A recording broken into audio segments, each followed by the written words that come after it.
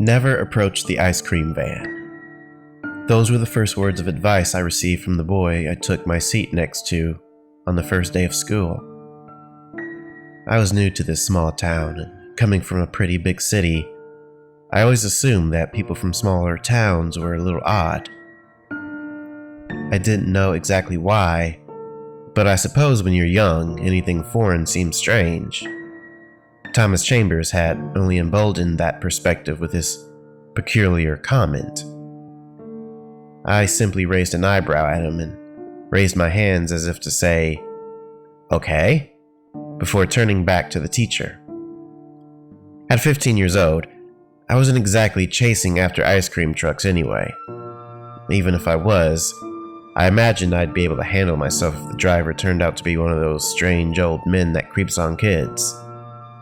Regardless, for the rest of the period, I didn't think much of the comment. It wasn't until Thomas made it a point to sit next to me at lunch was this matter brought to my attention again. "Hey, bro," he half yelled as he slid into the empty seat next to mine. "Look, I didn't mean to weird you out. I just wasn't sure if anyone had told you yet." I scoffed. "Told me about the ice cream vans? Is that some kind of urban legend or prank or something?" Thomas turned his head with a perplexed look on his face. He seemed to ponder what to say before merely shrugging and picking up his lunch. "I get the feeling you won't believe me. Oh well, that's really too bad. You seem like a cool guy. I'm not the only one who's going to tell you this, but I guess you can just believe whatever you want to think. If you want my advice, get inside if you hear his bells. But if you don't, there's not much I can do." With that, he simply walked away to join the rest of his friends. When I got home, my parents gave me the usual "how was your day?" and I told them about the strange ice cream van story Thomas had tried to sell me on. My dad raised an eyebrow at this peculiar coincidence. "Well, that's funny.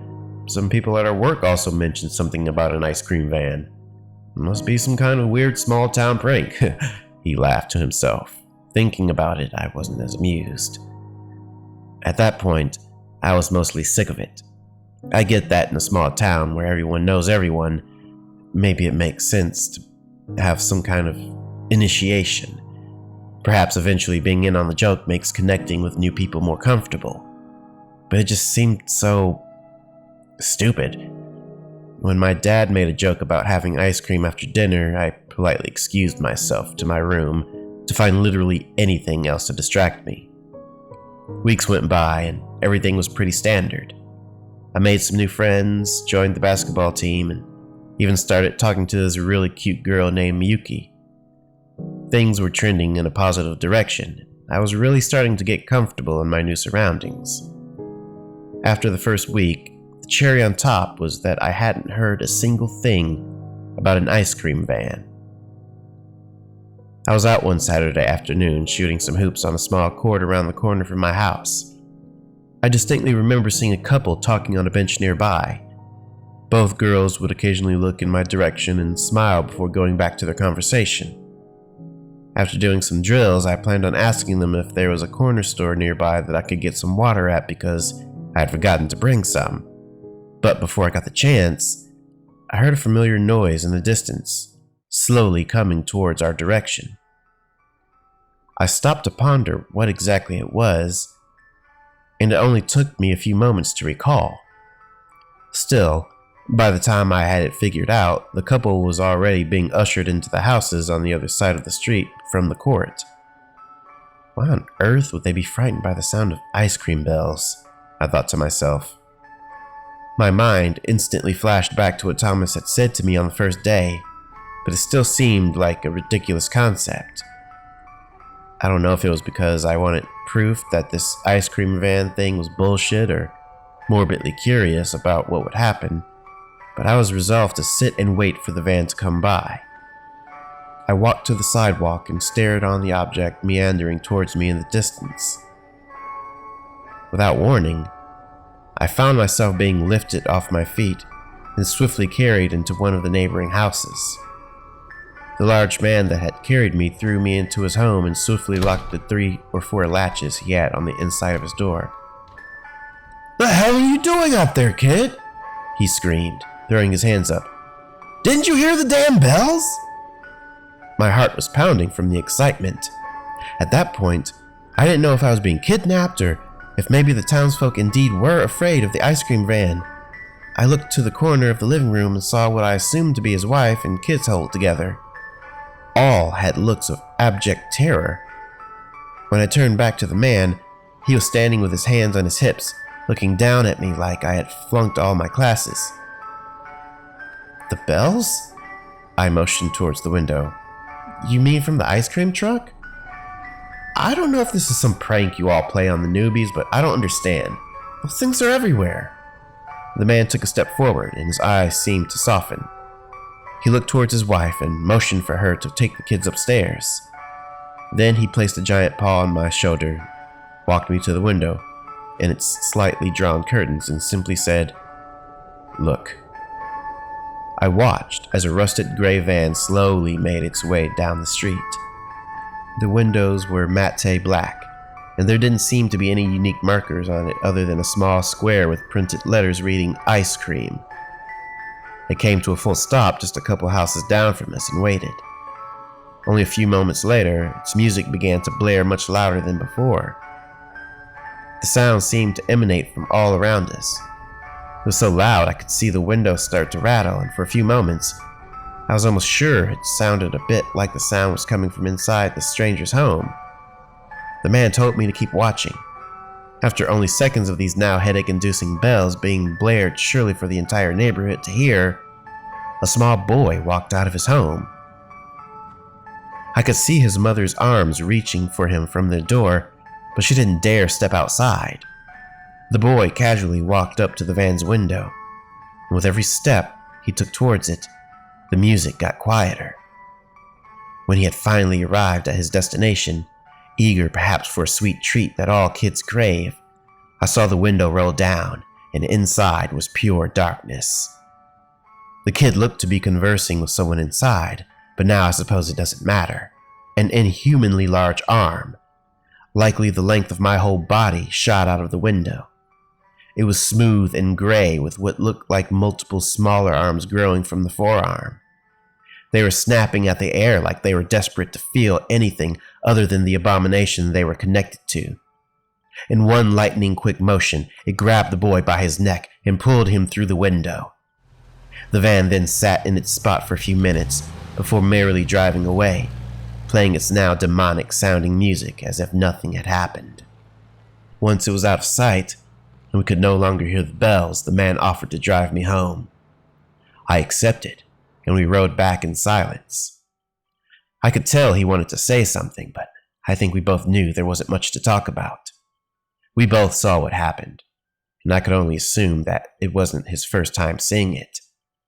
Talking about it would have only served to rehash the obvious and led to questions I'm sure he didn't have answers to. As soon as I got into my house, my parents pulled me into a tight hug. Apparently, they had also witnessed the horrors of the ice cream van.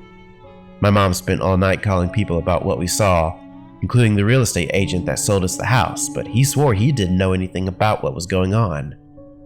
The local sheriff claimed that there wasn't anything they could do, and all her coworkers seemed to not know much other than to stay away. For all intents and purposes, the whole town seemed to be in the dark just as much as we were. All they knew was to stay away. The next day at school, I confronted Thomas after class, cornering him right before lunch, and I was seething. "Thomas, what the hell? The ice cream van fucking steals people?" "So you saw it," he said, refusing to look me in the eyes. "Glad you took my warning. Some new people don't. They learn the hard way. And I just would have been one of those people to learn the hard way." I began to raise my voice. "You couldn't have told me there's something stealing kids. Maybe I would have listened to you better." He laughed at this. "Right, because you would have believed me. Fact is, unless most people see it, they think we're just joking. Figured I'd try and warn someone properly at least once. I didn't know if the stress I was feeling was coming from the frustrating conversation or fear over the thing that stalks the town I was going to be spending the rest of high school in. I grabbed my hair and took a moment to calm down before returning to the conversation. So what is it then? Why can't you guys get rid of it? He shrugged. Don't know. I've heard some rumors it just showed up one day, rides down the streets pretty infrequently. Sometimes it'll be here for a week straight, and sometimes it'll be gone for months. We've tried conventional methods to get rid of it. I heard one kid even managed to set the truck on fire. The thing showed up the next day looking brand new, and the boy that tried was found drowned in a lake. We've learned to just leave it alone. Okay, but I saw a boy run towards it. If everyone knows to stay away, then why would that kid willingly run up to the van? I've had this theory that the younger you are, the more the bells affect you. From what I've heard, it usually takes kids under the age of 12, but it also takes teens. Ultimately, none of it matters, though.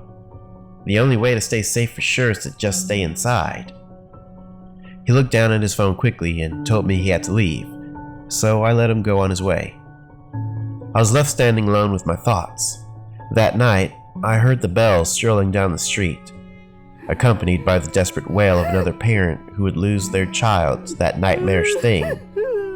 That night, I vowed to do everything I could to get out of that town. I didn't do much in my high school outside of study and go straight home. I couldn't risk any activities that had me out too far from home or someone else's house. The first opportunity I could take to leave, I did.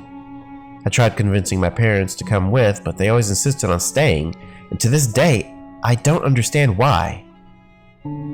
I don't know, I still feel like a coward. So many of my years were spent in fear. It most certainly carried over to my adult life. Sometimes, I still faintly hear the bells as I drift off to sleep. It's only recently that I've realized how I've operated has primarily been from a perspective of self-preservation and not one of concern for other people, including my own damn family. Maybe I owe it to them to go back. Maybe this cycle of fear and pain can be broken. Or maybe I end up chopped into a paste and served on a cone. As I said, I don't know. To anyone that moves into a small town and receives the same warning from the locals, don't take it as a joke. They're dead serious when they say, never approach the ice cream van.